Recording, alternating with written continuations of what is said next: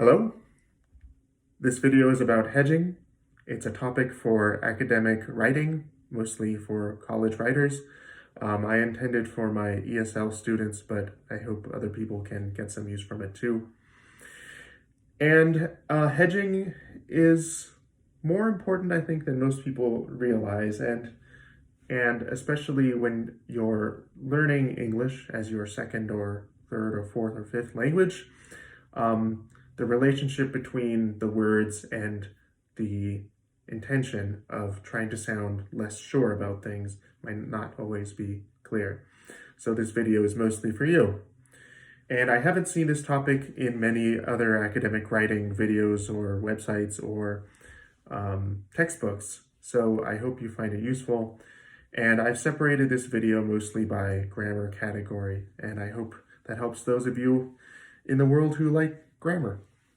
Okay, so I'm going to start with a counterexample to show you what I mean by hedging. Okay, so this is a quote from our current president talking about people coming from Mexico into the United States. And he says they're sending people that have lots of problems, and they're bringing those problems with us. I think he means with them. They're bringing drugs, they're bringing crime, they're rapists, and some, I assume, are good people. So there are a lot of clauses here, right? There are a lot of subject, verb, units of meaning, right? They're sending people that have lots of problems. So there's two clauses, but one main clause, one independent clause. They're bringing those problems with us. So there's another clause. So some of these clauses sound very confident, right? They are bringing those problems. We know who they are, or at least who Trump is thinking about. And it sounds like there's no question that they're definitely doing this. It sounds like all of them and many problems. But the last sentence, and some I assume are good people, he sounds a lot less confident about that. He says some. All the other sentences start with they, right? So it's not all of them, and they doesn't necessarily mean all of them, but you could assume he's talking about all of them if he just says they, and then he doesn't say some or many or anything like that. And then he also says, I assume. So if you look up the verb assume, it's like guess, right? So he's definitely not sure that these people are good people, and it's not even all of them, it's just some of them. So he's much less confident about this last sentence. So that's hedging. That's what we mean by hedging. Hedging means using words and grammar to show when you're not sure. So using the word some and using this little clause, I assume, subject verb, I assume, he's saying he's not sure about good people. Okay, so hedging is a strategy of softening your statements, particular statements, especially statements when you're not sure that they're correct. So if you said, people in China eat rice, if I don't have anything out in front of people, it just sounds like all of the people, right? Or it sort of implies that. But I'm not sure about that, so I shouldn't say that, because I'm sure there are people in China who don't eat rice. It's impossible to know whether they're correct. Actually, let's see. If I said the temperature 300 feet above City Hall in Denver, Colorado is 20 degrees. It's impossible to know that that's true because no one was measuring the temperature right there when I said that. And even if I could go there and measure it now, it's not the same temperature as it was when I just said that, right? So it's impossible to know whether that's true, okay? So I should definitely hedge. I shouldn't sound as if I'm sure about that. I should use words and grammar to show that I'm not sure. And then especially if you find that you have a tendency to overgeneralize, for example, about people in China eating rice or something like that, which is correct in some cases but not in others, you should use your words and grammar to show that you're not sure about all of these people, okay? And you have to be especially careful, and I mean this for my ESL students, not to overgeneralize about groups even when you're part of those groups. So you might be from China or Japan or Korea or the Congo. You can't say something is true about all the people in the Congo, even if you feel like you know the country very well. There are always people who are exceptions, okay? And you have to make that clear with your words. So this whole idea of hedging, making your words and sentences softer so that you don't sound confident about things that end up not being correct, is much more common in formal writing than it is in speech. And by speech, I mean just conversation. People overgeneralize a lot in conversation. They say like, those workers in the cafeteria, they're rude. When really it was just one time one person said something that was maybe rude to me. If I were writing that in an academic paper, I definitely wouldn't say the people in the cafeteria are rude. I would hedge. I would show that I don't mean all of the people. I don't mean all the time. And it's more important in formal writing because in formal writing, you're generally more afraid of being wrong, okay, than you are in speech. So I'm going to break down some of the ways that we do this in grammar. The first way is through a comment clause. A comment clause, so a clause, if you don't know, is just a subject and a verb plus whatever else comes with them. A comment clause is that little bit out in front of a sentence that says, like, I think, or some people think, or I guess, that is meant on a comment on the rest of the sentence, right? So the rest of the sentence is like, it will rain tomorrow, and the comment clause is I think, so I think it will rain tomorrow. That's what a comment clause is, and it's pretty common in academic writing. Usually you have to include that when you use a comment clause in academic writing. It sounds more formal. So these are some examples that you're more likely to see in academic writing. Not so much I think or I believe unless the essay's about you.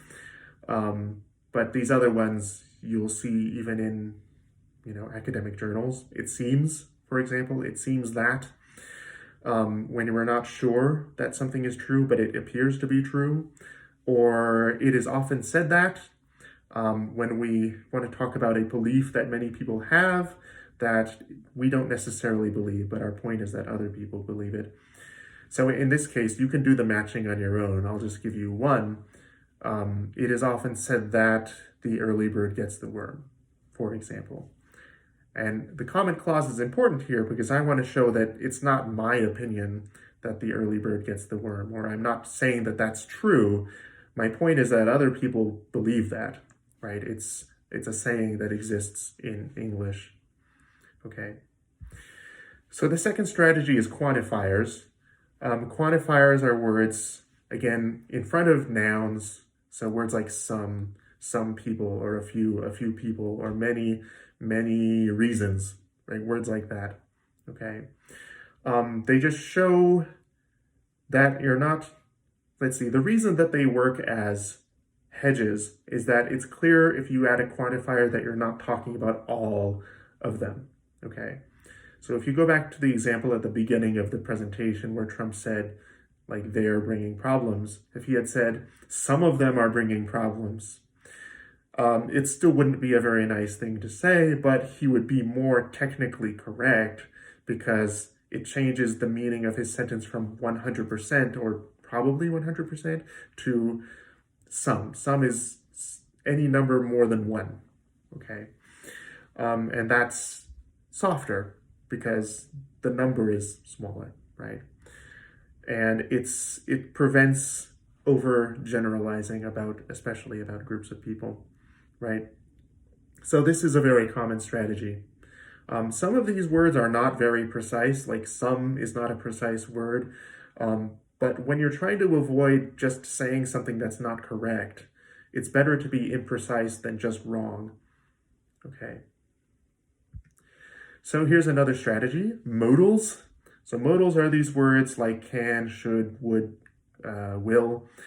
Some people include words like ought in this, but especially for hedging, you want to focus on might, may, could. These words are very flexible because they can be added to almost any sentence to make them much softer. Um, and you can also change a modal if you have a modal like will to a different modal. Will sounds much more certain than other modals like may, and that can make you sound much less confident in your guess about what's going to happen in the future. For example, it will rain tomorrow. If you said it might rain tomorrow, that shows that you're not sure. And that's important because if it doesn't rain, you weren't necessarily wrong, right? Again, the streets are wet. We don't know what the streets will look like tomorrow, so we can say the streets could be wet, the streets might be wet. And this prevents us from being wrong. Again, we won't be wrong if we say the streets might be wet and the streets are not wet, because we were not sure. And we used modals to show that we were not sure. Okay, so I've got another example from Trump. He often gives interesting examples of language use. So when the current pandemic was starting to spread in the United States, Trump had it looks like a press conference or some kind of meeting where he gave two quotes, and one of them is a much better example of hedging than the other. And you can see here, one thing he said was, it's going to disappear, it's like a miracle, one day it will disappear. So he uses one modal in here, which is will, but will is not a hedge. Will sounds very sure about what will happen. On the other hand, a few seconds later, he said, it could get worse before it gets better. It could maybe go away. And here he's hedging a lot. He uses could twice. He says it could get worse. So he's not sure that it will get worse, but it's possible. And it could maybe go away. He's actually using two hedges here because he uses maybe also. It could maybe go away. Again, he's not sure at all that it will go away. And he shows that with his grammar and his vocabulary.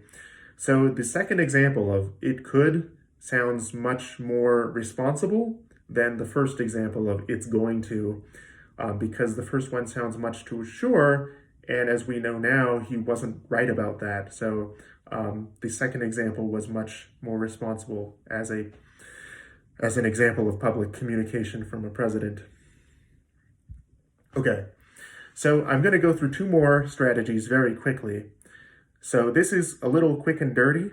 You can just add one or two words to replace a verb, and you'll end up sounding much more careful about the fact that is in your sentence. Okay, so for example, sharks are a major threat to beach safety. If I just say that, it sounds like I'm sure about that, right? Sharks are very dangerous, and you should not go to the beach because they will eat you.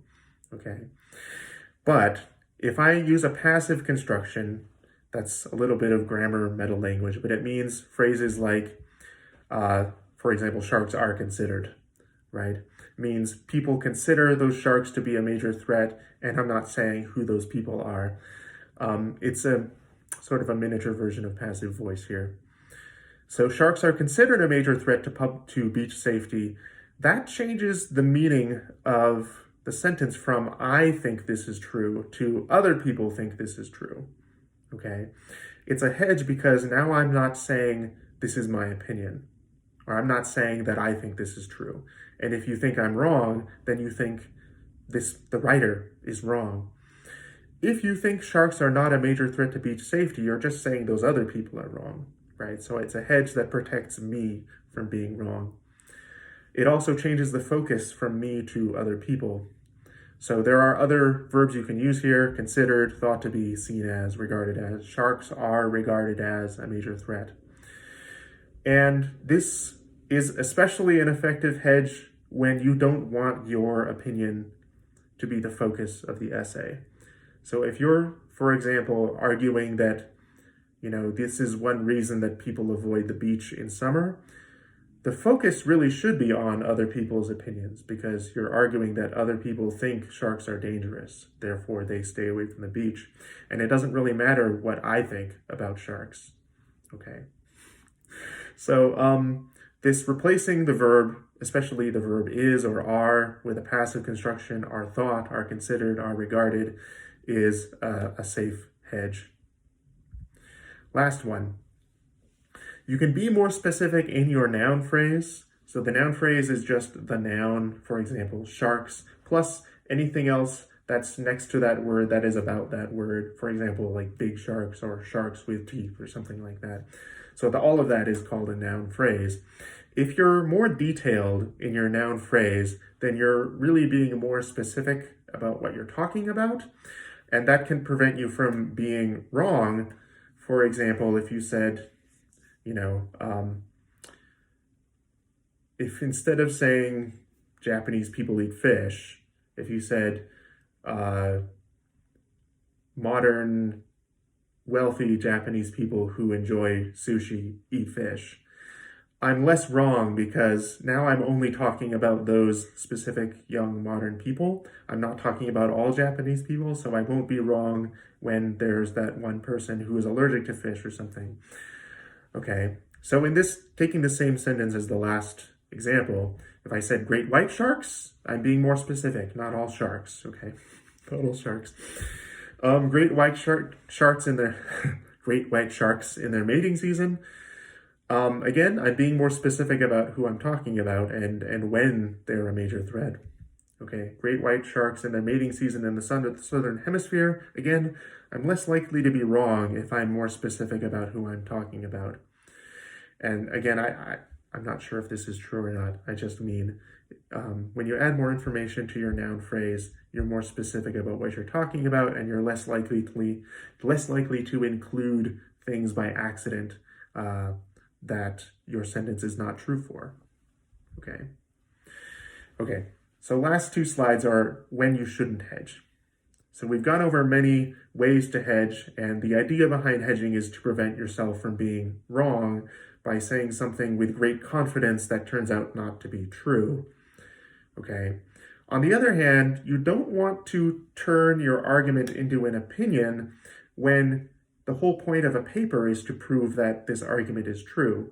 So for example, in a thesis or in a topic sentence, in a paragraph, in a body paragraph, you don't always want to hedge, and I would say very often you want to avoid hedging on your main argument.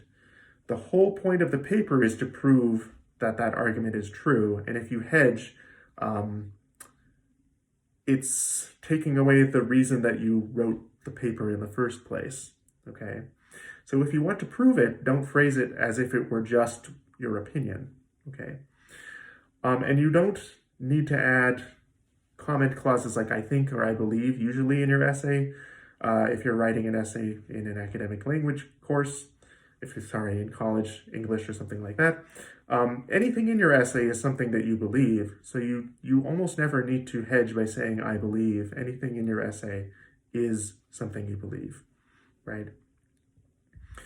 Okay. And last, you don't want to hedge when something is definitely true. Okay, there are many reasons to be careful about the things that you think are true that might not actually be true, but there are some things that don't need any hedging because it's impossible to imagine someone disagreeing with them, okay? So, you don't want to hedge on facts, especially not when your hedge turns a fact into just an opinion that gives the reader a reason not to care about it. And also, if it's a fact, then a lot of the hedging strategies don't apply. Like, for example, if you said all animals have DNA, there's no need to hedge on that because there is literally no case where that's not true. Okay. Feel free to leave a comment if you can think of a case where that's not true. Okay. So you don't always want to hedge, but hedging is an important tool to have in your tool belt when it comes to academic writing. All right, thanks for listening.